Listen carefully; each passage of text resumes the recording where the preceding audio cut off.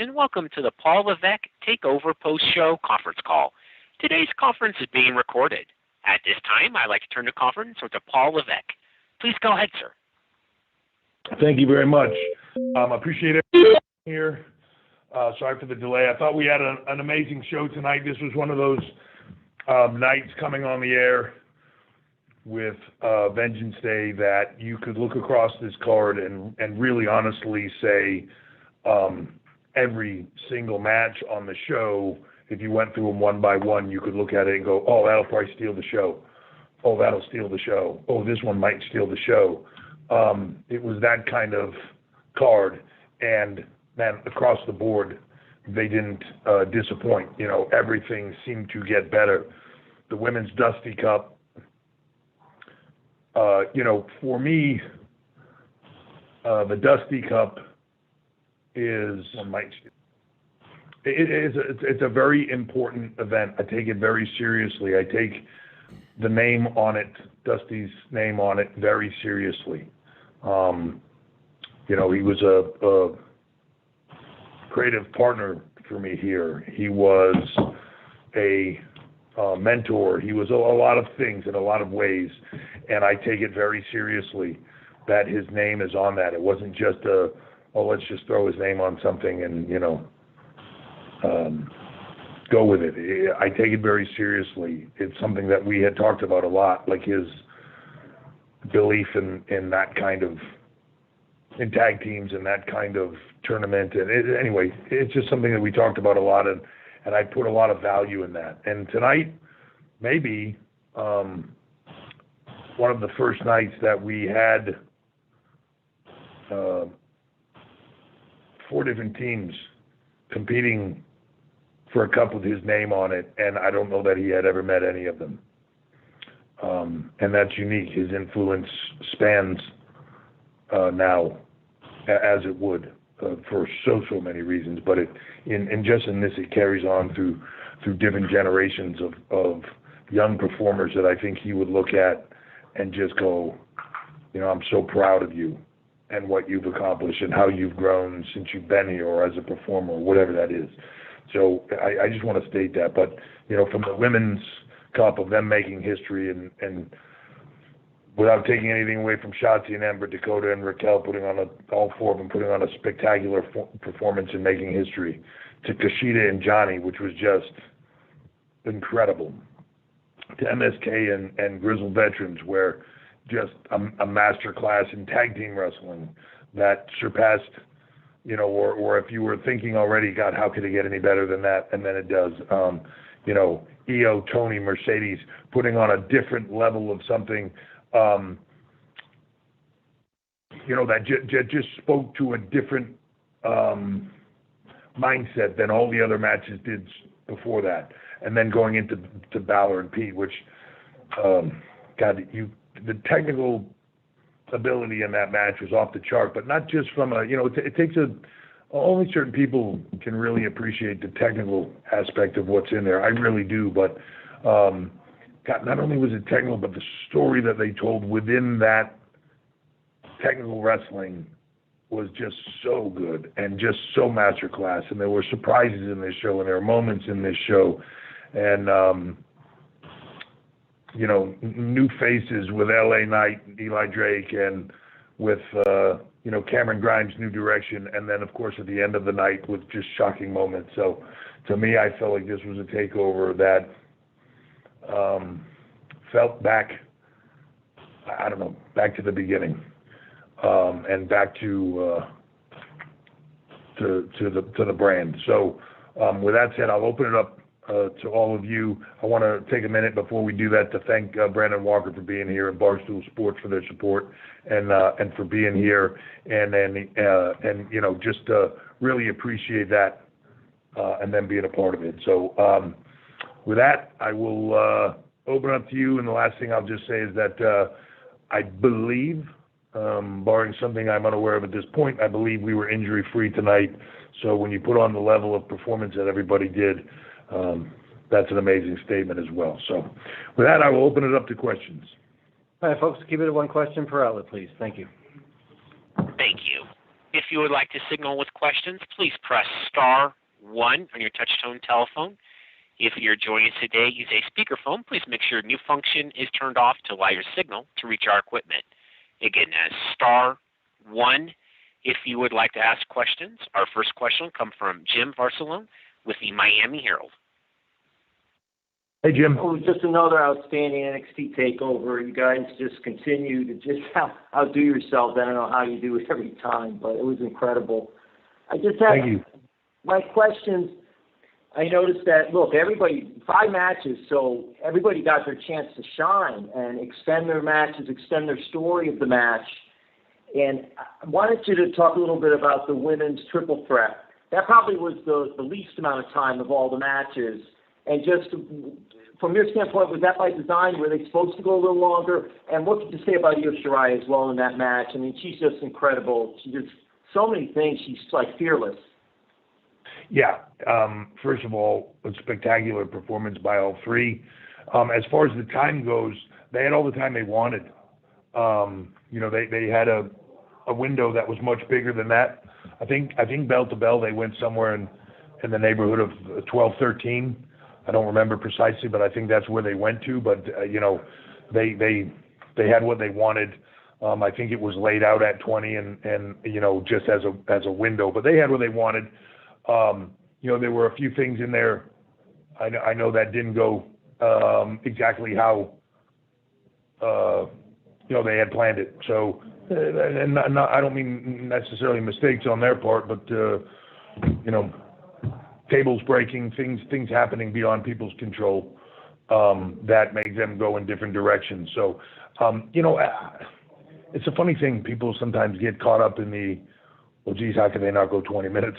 It's a funny, I don't know. Like if you go 20 minutes on all the matches, everybody goes, everybody's going to go 20 minutes on the takeovers. You can never make everybody happy. I thought they had a spectacular match, an incredible performance from all 3 of them. But Io Shirai is just she's a different level. She is so versatile with her performances, and I don't just mean in the ring. One minute she's this smiling, innocent girl. Another minute she's this vicious killer. Another minute she's truly is the genius of the sky and just, flying off of things and doing incredible stuff. And anytime I think that there's something that, I think from her, I've seen it all. She pulls something else out that I'm like, geez, she really can just do anything and is just so versatile. It's hard to say. It's just hard to put into words how good she is. She's just an incredible performer. That was a really good match too, and thank you. Thank you. Thank you. Our next question will come from John Alba with the Central Florida News 13.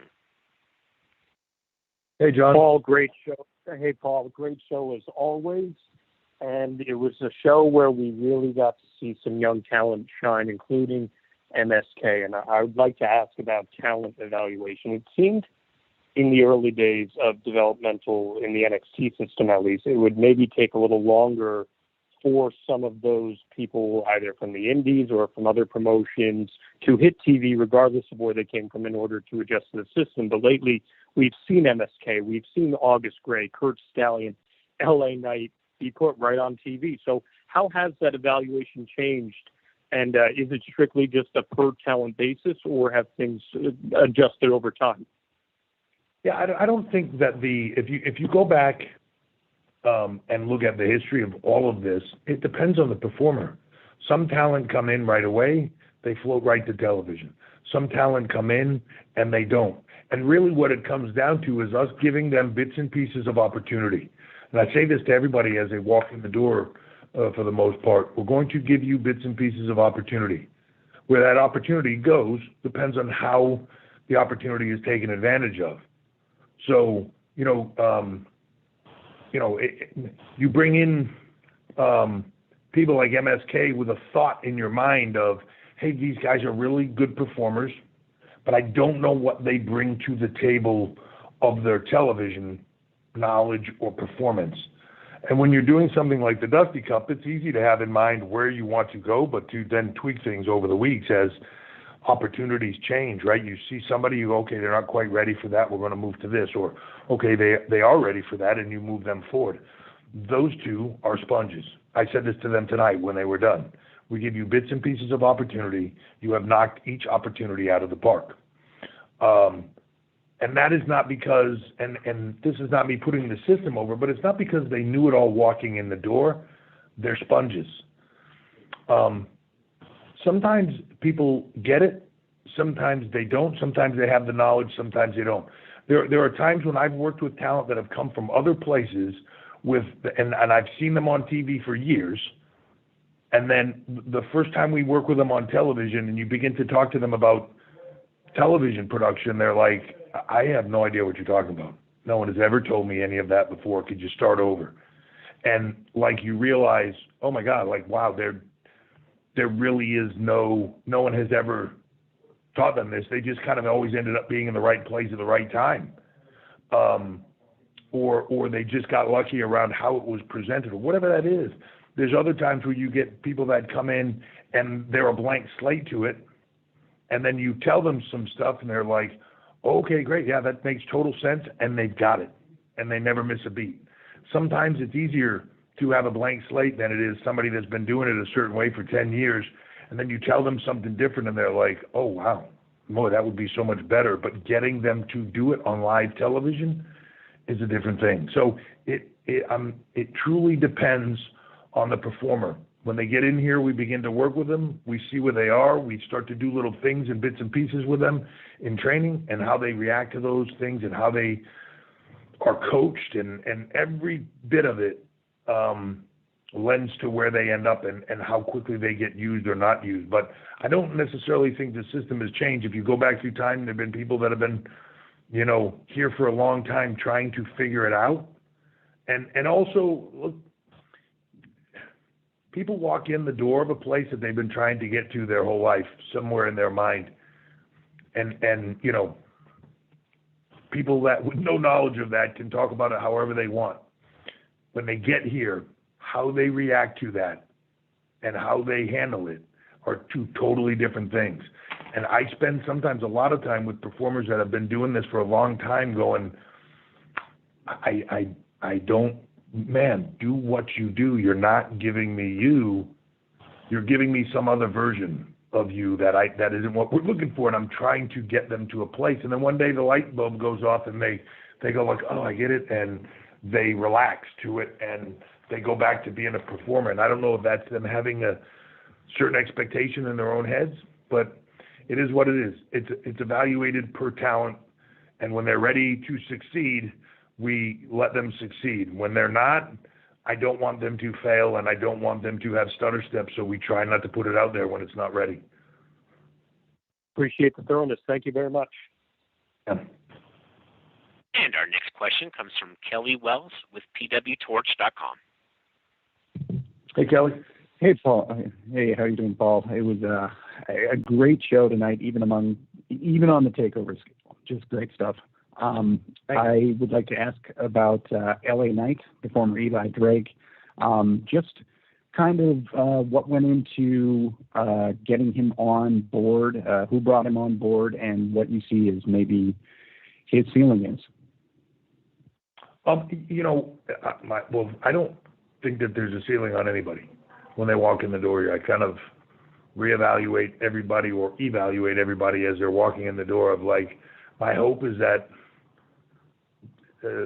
all of them have the potential at one point in time to garner whatever they need to become as big of a performer as they can be here. I've been a fan of his since he was here the first time. And there's a lot of reasons and on his side and our side as to why that didn't work out that time. But I was a fan of his then. I was a fan of his work and his promo skills and everything else as he went along his journey. And I've always thought when the time was right, he'd be great here. And the time was right. And phone calls were made and interest was on both sides and it just went from there and it was smooth and easy. He wants to be in a place where he can have the biggest platform in the world that's here. And and I want to give it to him. So we're gonna run with it and see where we can go. And there is no ceiling. All right. Thanks so much for the show tonight. Thank you. Thank you. Our next question comes from Sean Ross Sapp with Fightful. Hey, Sean. Hey, Paul. Thanks for taking the time. You mentioned the table spot that unfortunately went awry earlier. What was sort of your reaction to that, and how do you think that the women recovered in that spot? Because it seemed like they didn't really miss a beat considering what we saw Io Shirai do right after that. Yeah, no, I mean, they didn't. I mean, they're pros. All three of them are pros. They didn't miss a beat. They went right on. It's a funny thing that stuff happens. You've got to be able to roll with the punches, and they did it. They did it seamlessly, and I thought it worked tremendously. I thought they had a great match. No matter what you do, things are never going to go exactly as you plan, unless you're extremely, extremely lucky, and even then, it's why, to me, the best performers are always the ones that can ad-lib and do things on the fly and just roll with stuff and react to it and be in the moment. That's when it's the best, when things are just, ABC all the way through. And if something does go awry, for some of those people, it can be really hard to adjust, and they did it seamlessly. So my hat's off to them. Just one of those things, right? In that moment, there's nothing for me other than just hating the fact that, and somehow you feel like, I mean, there's nothing you can do about it, right? But you feel terrible, right? You want to be able to give them everything you can and have them succeed, and you know what it's like when that stuff happens. So you hate it for them, but it just is what it is, and they're pros, so they move on. Thank you, Paul. Thank you. Thank you. Our next question comes from Nick Hossman with Wrestling Inc. Hi, Paul. Thank you very much for taking the time. Hi. Thank you. My question is, with the WWE Network headed to Peacock, are we going to get the same amount of takeovers each year? Is that going to affect the amounts of volume in any way?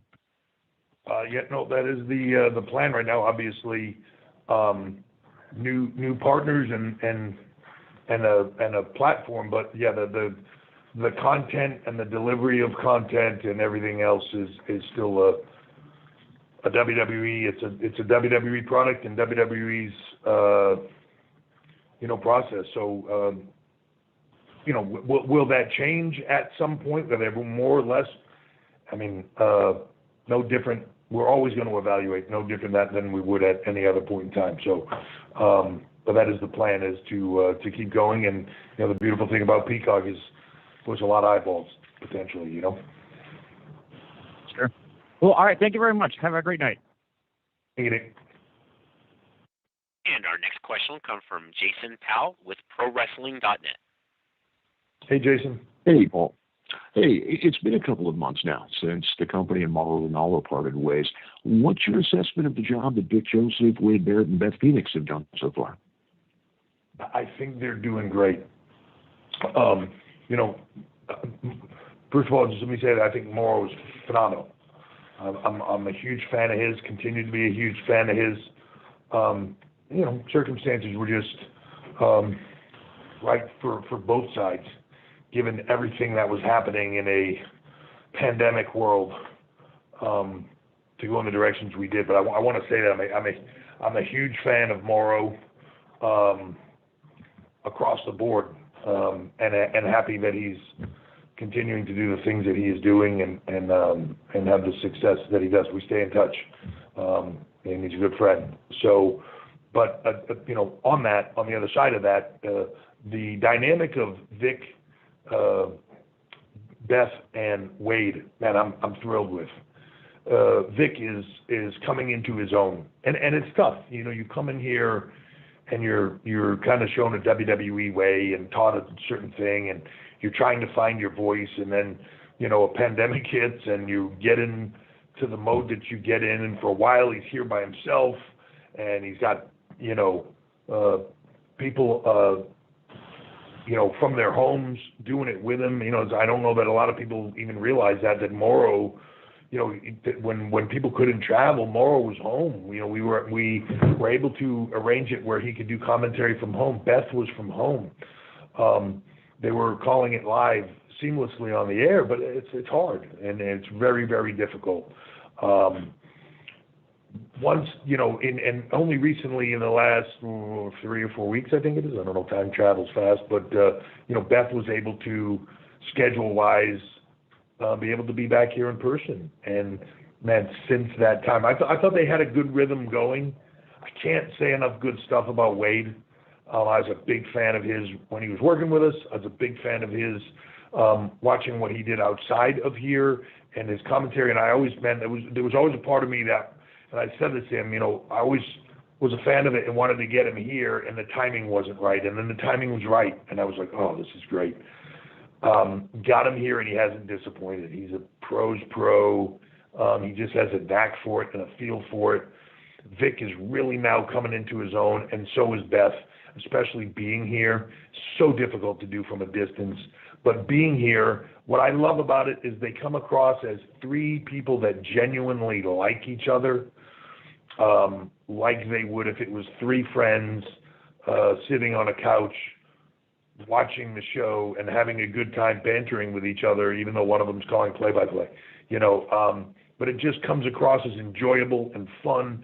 They get into the product. They're excited. I love it. I think it's a different vibe from Raw. It's a different vibe from SmackDown, but it's NXT's vibe, and I'm really enjoying what they're doing and think they've come a long way and are doing a phenomenal job. Hopefully everybody else does too. All right, folks, we'll do two more and we'll call it a night. Thank you. Our next question will come from Bill Pritchard with WrestleZone. Hey, Bill. Hey, Paul. How you doing? I'm doing great. Yourself? Not too bad. Good show tonight. Somebody already touched on it earlier in the call about bringing MSK in and kind of getting them on TV a little sooner than we would normally expect. They've really done a good job of not only getting some energy going on the show, but the tag team division itself. It seems like, that they've really boosted it and almost seems like a return to form. So what can you say about just, besides how quickly they've adapted, what else did you really notice about them and just having them on NXT in such a short amount of time?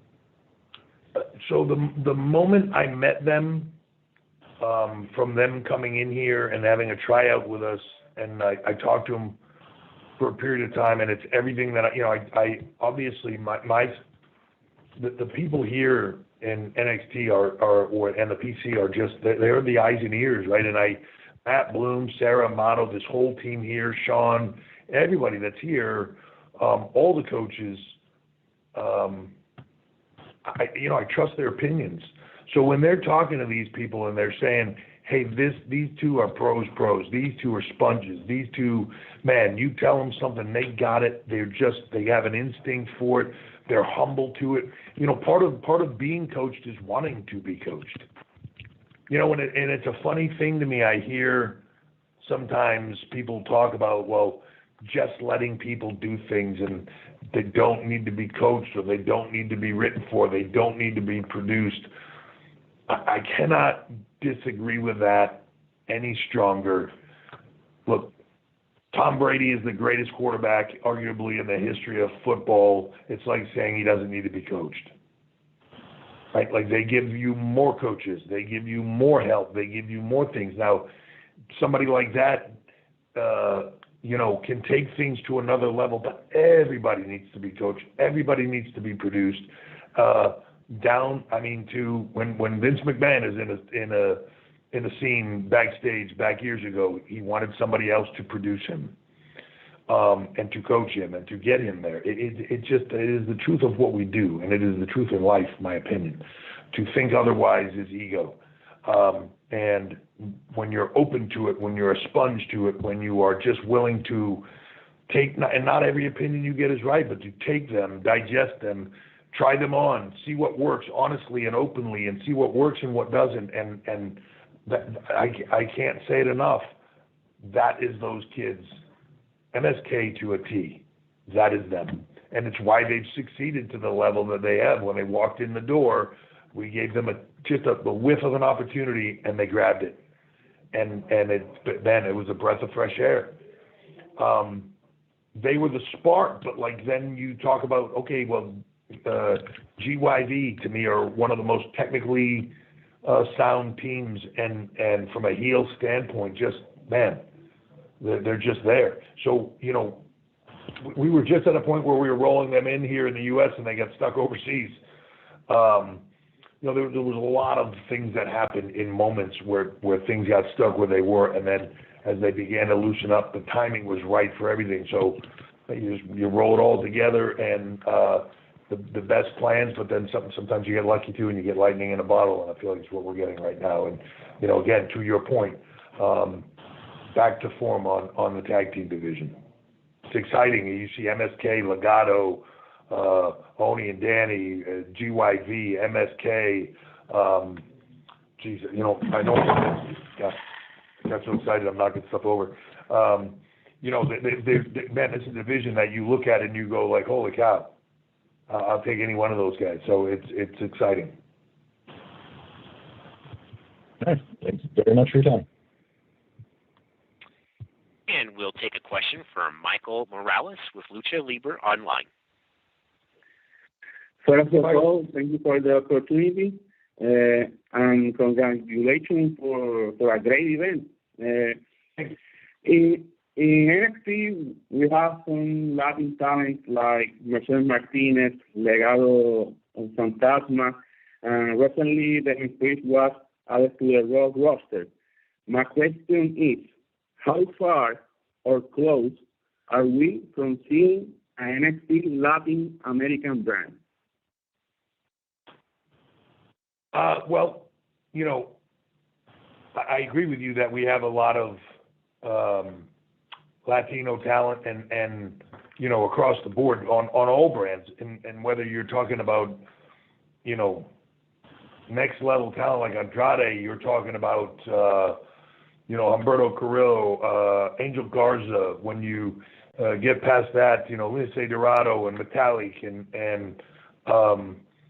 you come here and you have all the people you mentioned, Santos Escobar, Raul and Joaquin. Like there's just so many talent. So if you look at it in that manner, could we be very close to a Latino brand? Absolutely. But the timing's got to be right for it, and the timing has to be right in the world. And given all the circumstances of pandemics and everything else, that makes that challenge more difficult. But it's still a goal. I've talked about that a lot of times in, whether it be business partner summits or anything like that. The goal is still the same, as you saw with the Superstar Spectacle for India. The intent to grow and have localized content and brand in India, to have that in other markets as well, much like we have done in the UK. And in the UK, I feel like we're just nicking the surface of where it's going to go. There's massive opportunity there. The timing just has to be right to do it, and we're going to evaluate that. But when we do it, we're going to do it right and do it big. It doesn't make sense to just do it to do it. Okay, thank you. Okay, we'll do one more. We'll do one more if you have one ready. At this time, there are no further questions, but once Okay, again, great. please... Oh, go ahead. No, that's great. I just want to thank everybody from coming on. I really appreciate the time. I know at the late hours sometimes it's hard to get the international media on the line, but please feel free to reach out to Adam if you need anything, or if you have any questions or something that I can answer for you. But thank you again for being a part of this, the support, and I look forward to talking to you all next time as we head into the road to WrestleMania, which I'm sure is going to be spectacular for everybody involved, including NXT. So stay tuned. Thanks, everybody.